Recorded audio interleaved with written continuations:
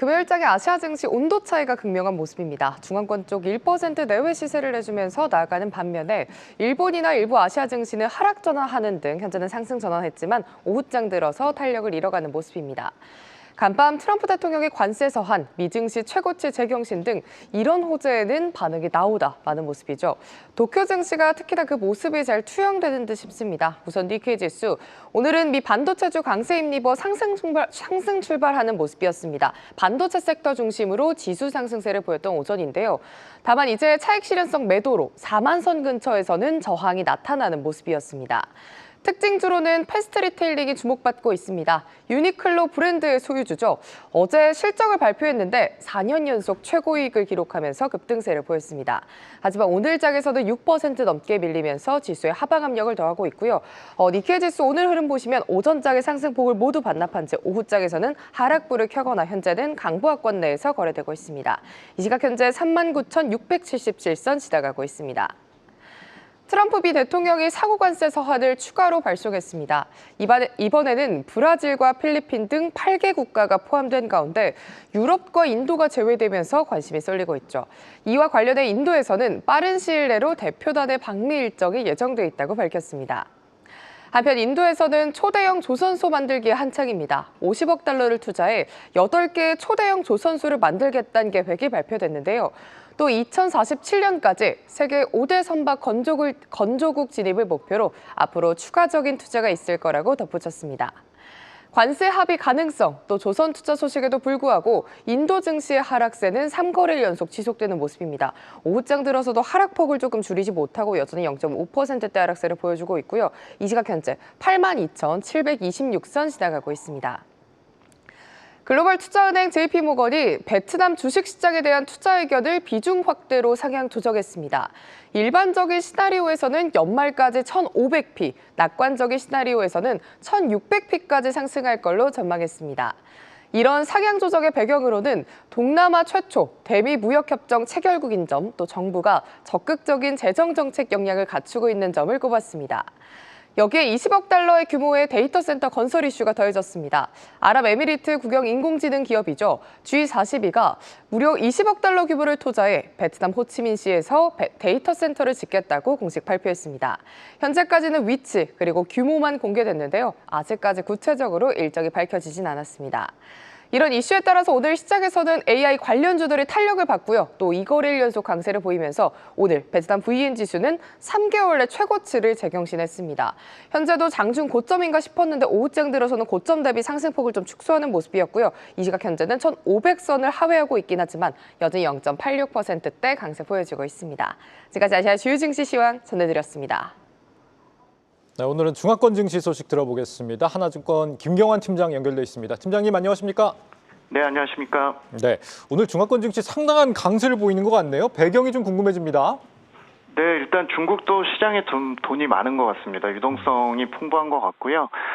저희가 이제 올해 들어서 중국 장기금리죠. 그러니까 채권금리가 오르면 중화권 증시에 좀 호재라고 말씀을 좀 드리고 있는데 오늘 이틀 연속 중국 장기금리가 오르고 위안화도 좀 강세를 보이면서 시장이 조금 투자 심리가 크게 개선된 모습을 좀 보이고 있습니다. 거래대금이 어제 대비해서 한 20% 정도 지금 증가한 추세고요. 기관이나 외국인 추정 자금도 계속 들어오는 것 같습니다. 특히 시클리컬 업종이죠. 저희가 이제 경기민감 업종들이나 또 관련 대형주들이 순환 매우 좀 발생을 하면서 일단 미중 관계 관련된 악재에 좀 둔감해졌고 또 재정 정책이 극대화되는 시기가 좀 다가오면서 시장에 이제 어떤 그 긍정적으로 좀 해석하려는 리스크온 분위기가 좀 부각되고 있고요. 오늘은 특이하게도 본토 같은 경우는 이제 대형주 중심인 상해 종합 지수나 또 중소형 성장주 중심인 심천 모두 다 상승하는 모습이고 거래대금 역시도 저희가 이제 호황선으로 얘기하는 1조 위안을 상회하면서 분위기가 좋습니다. 6월 이후에 이제 시장 선호도가 높아진 히토류나 증권과 은행 그리고 제약바이오 또 최근에 이제 가격이 좀 오르고 있는 철강이나 건자재 업종이 최상위 기록을 하고 있고요.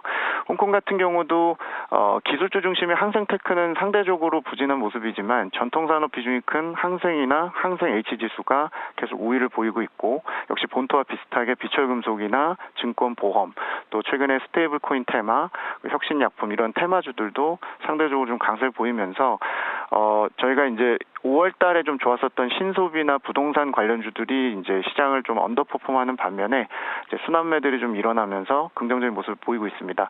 저희가 사실은 7, 8월 달에 좀 조정 가능성을 말씀을 계속 드리고 있었는데 시장이 지금 실적이나 밸류에이션 측면에서 접근하기보다는 초과 유동성이나 이벤트 부분 그리고 정책에 대한 기대로 좀 가고 있어서 저희가 이제 추격을 하는 매수 쪽 전략보다는 여전히 좀 보유 관점이나 상황을 좀 지켜보자는 측면에서 좀 말씀을 좀 드리고요.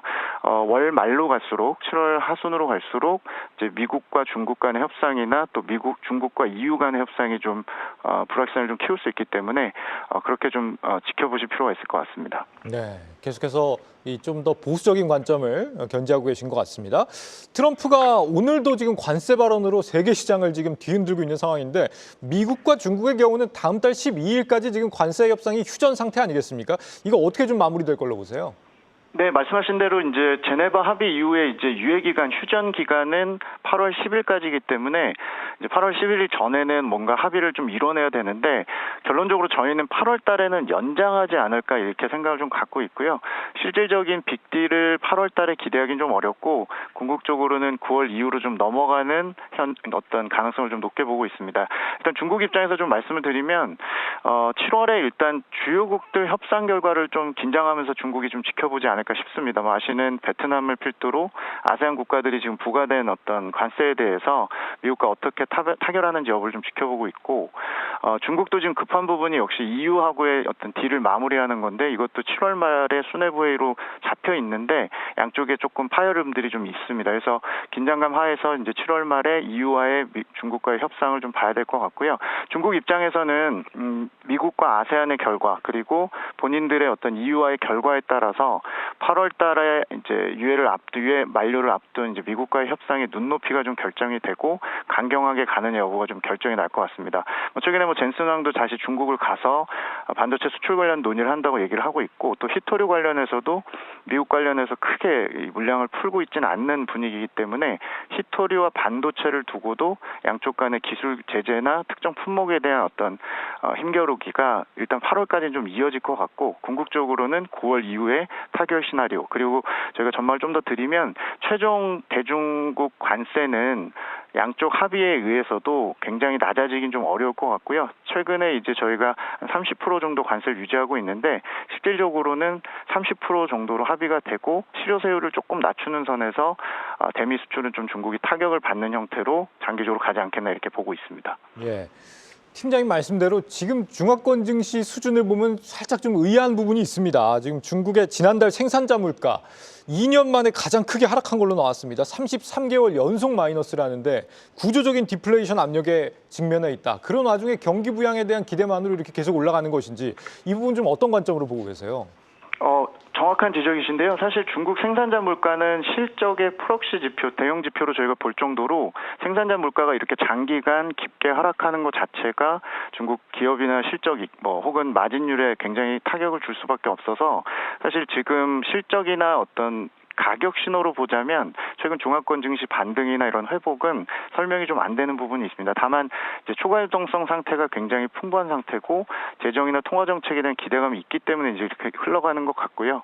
일단 PPI 얘기를 하셔서 생산자 물가 얘기를 좀 잠깐 짧게 드리면 기본적으로 이게 2년 내 최저 레벨이 이번에 발표가 됐고 시장 예상도 대폭 하회를 했습니다. 통계국에서는 일시적인 요인이라고 얘기는 하고 있지만 제조업 쪽 과잉 상태나 고정 투자 수요가 부진하기 때문에 전반적으로 지금 반등의 어떤 실마리를 좀 못 찾고 있는 상황입니다. 저희가 이제 단기 전망을 좀 드리면 3분기에도 사실은 뚜렷한 반등은 좀 어렵고 다음 달에 이제 낙폭을 좀 줄이는 정도 수준이 아닐까 생각을 갖고 있고 연간에 마이너스가 계속 유지되면서 당초에 하반기에 플러스 전환할 거란 예상보다는 늦어질 것 같습니다. 저희가 이제 주목하는 거는 생산자 물가가 이렇게 장기 하락할 경우에 중국 내에서 이제 발생하는 변화에 대해서 좀 주목하실 필요는 있을 것 같고요.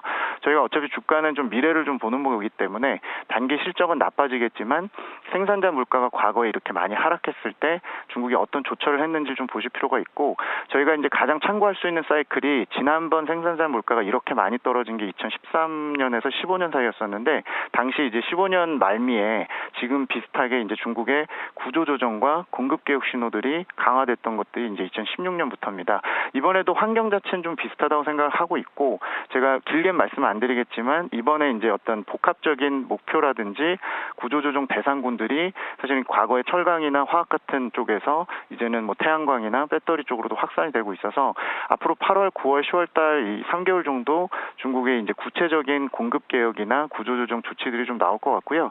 시장은 최근에 이 어떤 가격 신호가 바뀌어서가 아니라 이런 시클리컬 업종이 올라가는 이유 자체가 과거 16년도에 이런 학습 효과가 현실을 좀 상회하고 있는 상황이 아닌가 싶습니다. 그래서 당분간 관련주들은 좀 내려가기보다는 올라갈 확률을 좀 더 높일 것 같고요. 어떤 현실적으로 이제 저희가 가격 신호가 바뀌는 4분기 전까지는 관련주들의 어떤 좀 아웃퍼폼을 좀 보고 PPI 하락 자체에 대해서는 저희가 깊게 보지 않고 관련주들의 어떤 흐름을 좀 먼저 보시는 게 맞을 것 같습니다. 예, 팀장님 오늘 말씀은 여기까지 듣겠습니다. 말씀 잘 들었습니다. 감사합니다. 네, 하나증권 김경환 팀장과 함께했습니다.